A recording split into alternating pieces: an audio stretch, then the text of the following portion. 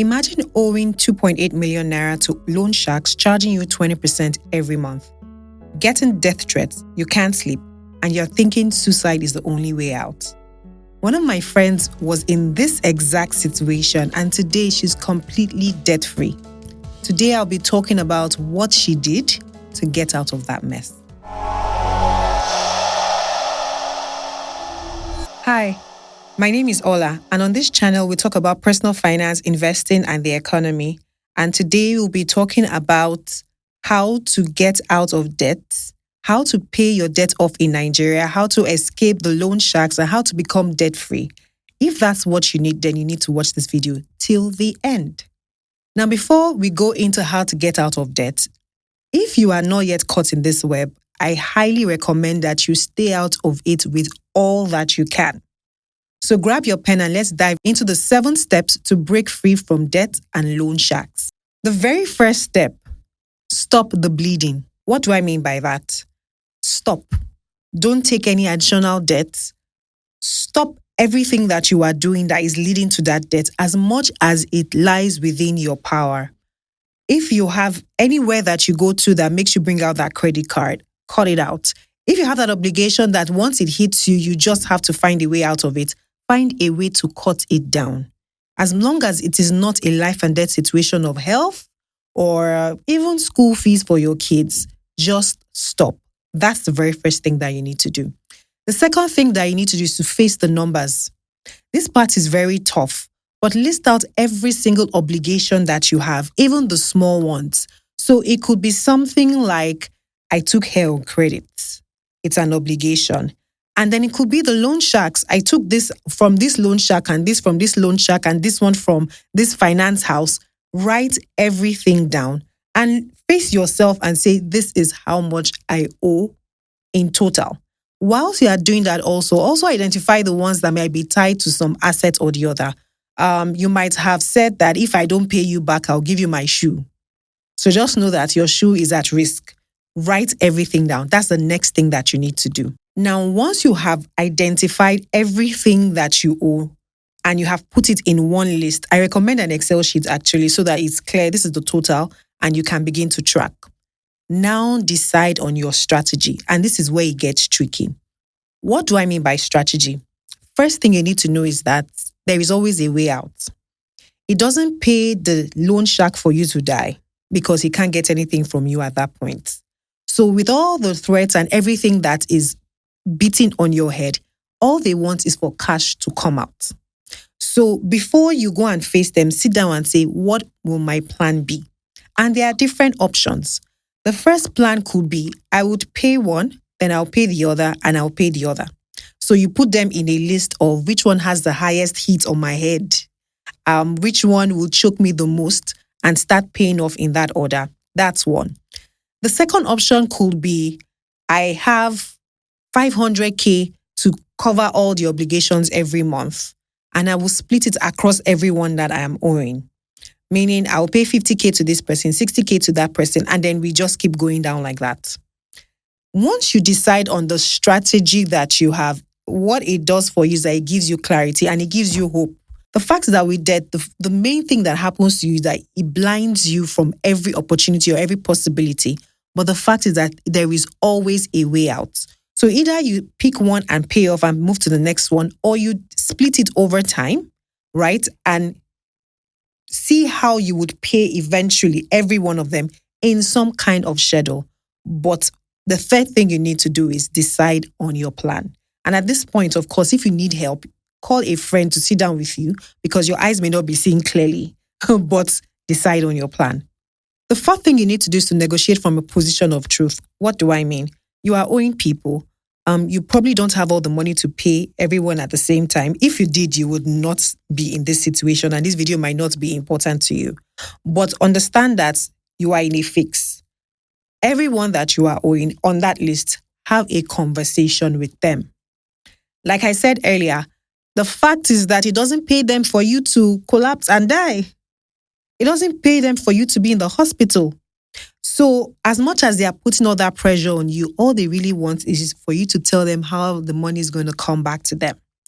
So based on the plan that we just agreed that you should create, take that plan to them and negotiate. I would recommend that for loan sharks who are particularly expensive and particularly stressful, put them as high priority. But on no account should you offer to pay something that you know in the end you will default on. Why? Because once you default, it becomes harder, right? So what am I saying here? Negotiate from a position of truth. Don't avoid it because you're not going to, except if you want to relocate, move to a different location where they can't find you, the pressure is going to be a lot. So negotiate, ask for payment terms, give them your offer, what you think can work, and be committed to sticking with it. I think that's the most important thing. Be committed to sticking with it. Once you have that realistic budget, you committed to it, be committed to sticking to it. So approach everyone that you are owing.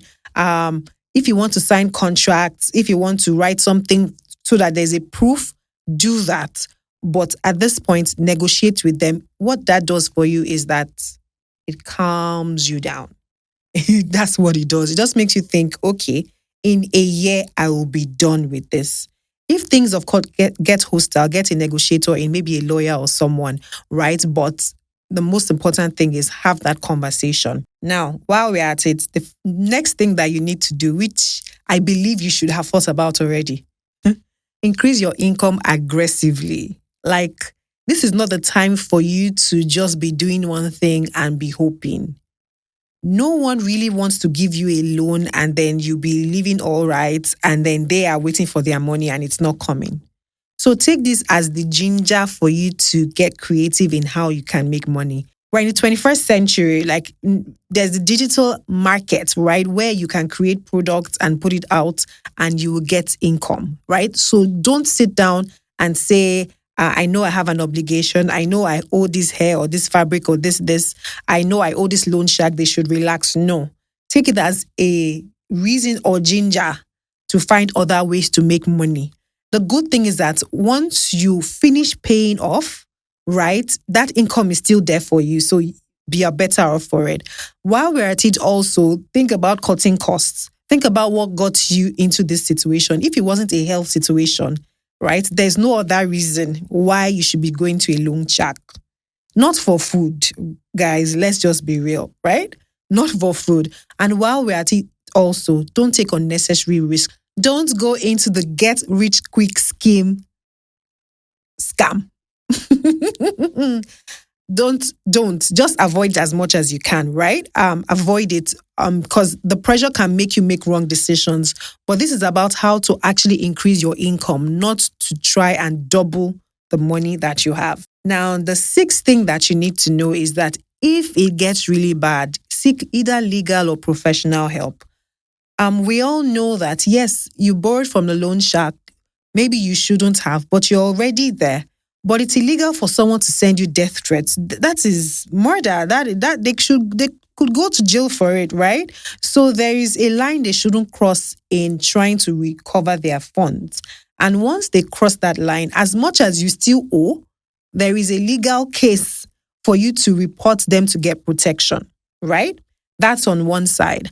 On the other hand, also, if it just seems so much for you, perhaps you should talk to a debt counselor. You talk to someone. In this situation, my friend reached out to me. And of course, with my finance experience, I just sat down with her because it's just liquidity structuring. That's what it is, right? Just structure your liquidity. How much do you earn every month? How much do you live on? What can you reasonably bring out? Let's split across these different obligations and let's see how long it will take. Let's negotiate with them. It's not that deep. Most importantly, know that there is always a way out. It's not the end of the world, and suicide is definitely not an option. Oh, and the last step is prevention. How do you ensure that you fell into the trap of loan sharks, but you will never do so again? Becoming debt-free is amazing, but staying debt-free is the real win. Now, while we are talking about being debt-free, we're talking about consumer debt, meaning debt that is not producing any returns in the future. What do I mean? Because if we go at it like this, we might somehow think that taking debt in itself is bad. No, it's not about taking debt. It's about what you took the debt for. So if you took hair on credit, it's different from taking a mortgage for a house. They are both debts, but it depends on what you're doing with it. Or if you took loan to buy a car versus if you took a loan to buy a car to do Uber. Both of them are debts, but one is going to bring cash in the future and the other one is just dead. That's the end. Once you drive it out of the car shop, depreciation sets in immediately and you've lost value. So while we're at it, understand that there's good debt and there's bad debts. We are talking about bad debt today. So the first thing you need to do in avoiding this and staying away from it if you've already entered and you're trying to jump out is that you need to, number one, live within your means. Let debt be for things that are only necessary. Number two, you need to plan your finances very well. Meaning, don't just wake up and spend randomly. Have a plan. And while we're at it, have an emergency fund, because what sometimes happens is that an obligation comes, you have nowhere, you have no backup plan, and then you have to take these loans, right? So emergency funds, very, very important. And then invest, build long-term wealth whilst you don't need it, because that's the shock absorber that you need in life. Even a car that is driving and going on a long journey needs shock absorber. The same thing with you. So in summary, right, debt isn't just about numbers. It's also very emotional. There's a shame factor to it. There's a family and social pressure factor to it. There is just not being able to sleep well, or your heart skipping a beat when you see your phone ring, And then there are the lenders, the loan sharks, who are not the nicest of people in the world. So beyond just saying that I'm getting this money for them, think bigger, think longer, think of the stories that you've heard, right? And try and avoid as much as possible. And if you can't avoid and you're already in it, then the tips that we have given today should be of value to you. Now, if you've gotten value from this video, I also want to tell you one simple thing, that you can't outsource your health and your finances. You always have to engage.